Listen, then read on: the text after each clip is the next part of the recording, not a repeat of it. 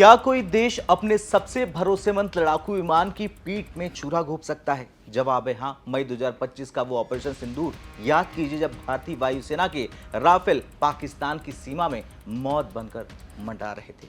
उसी वक्त एक फ्रांसीसी चेहरे ने पूरी दुनिया के सामने आकर दावा किया कि चीन के बने J-10C ने भारत के राफेल को मार गिराया। और उस वक्त पूरी दुनिया हैरान थी कि फ्रांस का अपना ही एक पूर्व पायलट ऐसी बातें कैसे कर सकता है। और आज उस रहस्य से पर्दा उठ चुका है जिसे दुनिया डिफेंस एक्सपर्ट मानकर सुन रही थी। फ्रांस की खुफिया एजेंसी ने उसे चीन का जासूस करार दिया है। जी हां, पियरे हेनरी चुवेट, जिसने राफेल को राफेल किलर के हाथों से हारता हुआ दिखाया था, आज खुद जासूसी और गद्दारी के संगीन आरोपों में फ्रांस की सलाखों के पीछे पहुंचने के कगार पर है। भारत के खिलाफ झूठ फैलाने वाला ये शख्स आखिर चीन का स्लीपर सेल कैसे बन गया, आज भारत तक पर देखिए इस गद्दार पायलट की पूरी जन्म कुंडली। नमस्कार, जय हिंद, मैं हूं आयुष और आप देख रहे हैं भारत तक। दरअसल पियरे कोई साधारण पायलट नहीं था। उसने फ्रांस की नौसेना के एलीट विंग में सालों तक काम किया। उसने फ्रांस के गौरव aircraft carrier Charles de Gaulle से घातक सुपर एंटेडार्ड और दुनिया के सबसे बेहतरीन मल्टी रोल फाइटर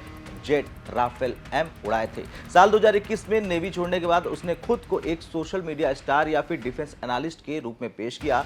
उसके यूट्यूब चैनल पर 5.5 लाख से ज्यादा लोग हैं। लोग सोचते थे कि ये एक अनुभवी पायलट बोल रहा है तो सच ही बोल रहा होगा, लेकिन किसी ने ये नहीं सोचा था कि उसकी स्क्रिप्ट पेरिस से नहीं बल्कि बीजिंग से लिखी जा रही है। 10 मई 2025 भारत और पाकिस्तान के बीच तनाव चरम पर था और इसी दौरान चुवेट ने एक वीडियो जारी किया जिसने रक्षा जगत में हड़कंप मचा दिया। उसने दावा किया कि पाकिस्तान के J-10C ने चीन की PL-15 beyond visual range missile का इस्तेमाल करके भारत के राफेल को मार गिराया है। उसने J-10C और JF-17 जैसे चीनी कबाड़ को राफेल किलर का टैग दे दिया। उसने तर्क दिया कि चीन की हवाई तकनीक ने पश्चिमी देशों को पीछे छोड़ दिया है और यह भारत की सैन्य क्षमता पर सीधा हमला था। उस वक्त डसॉल्ट एविएशन यानी राफेल बनाने वाली कंपनी के CEO एरिक ने खुद सामने आकर इन दावों को बकवास और गलत बताया और भारत ने भी साफ कर दिया था कि हमारा कोई राफेल नहीं गिरा है। लेकिन पियरे चुवेट अपने झूठ पर अड़ा रहा। अब समझ में आता है कि वो झूठ क्यों बोल रहा था, क्योंकि उसका असली आका चीन था। इस गद्दार के जासूसी का काला जाल।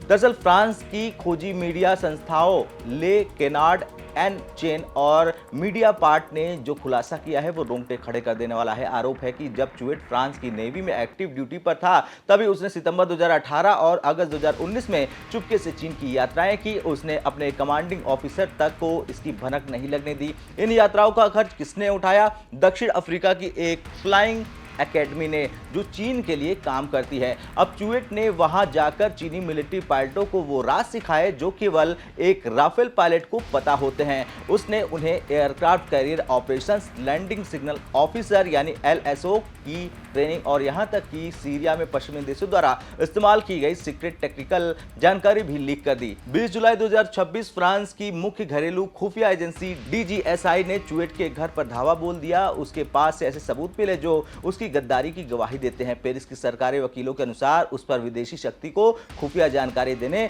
राष्ट्रीय रक्षा के गोपनीय तथ्यों को उजागर करने और मनी लॉन्ड्रिंग जैसे गंभीर आरोप है। उसने पूछताछ में कहा कि उसने सिर्फ सेमिनार लिए थे, लेकिन खुफिया एजेंसियां जानती हैं कि उन सेमिनार की आड़ में राफेल की कमजोरियां और उसकी तकनीक चीन को परोसी जा रही थी। वो पायलट जो कभी फ्रांस की रक्षा की शपथ लेता था, वो चीन की कम्युनिस्ट पार्टी का प्यादा बन चुका था। खैर, कुल मिलाकर यह मामला भारत के लिए एक बड़ी चेतावनी है। यह साबित करता है कि आधुनिक युद्ध केवल सीमाओं पर नहीं बल्कि नैरेटिव और प्रोपेगेंडा के जरिए भी लड़ा जाता है। चीन ने एक फ्रांसीसी पायलट को खरीदकर भारत के सबसे मजबूत रक्षक राफेल की साख गिराने की कोशिश की, लेकिन आज वो आदमी बेनकाब हो चुका है। फ्रांस उसे सजा देगा या नहीं ये तो वक्त बताएगा, लेकिन भारत के खिलाफ झूठ बोलने वालों का अंत ऐसा ही होता है। अब मेरा आपसे सवाल, आपको क्या लगता है कि हमारे देश में भी सोशल मीडिया पर छिपे ऐसे एजेंट्स पर नजर रखने की जरूरत है? अपनी राय हां या ना में कमेंट कर जरूर दें। जय हिंद।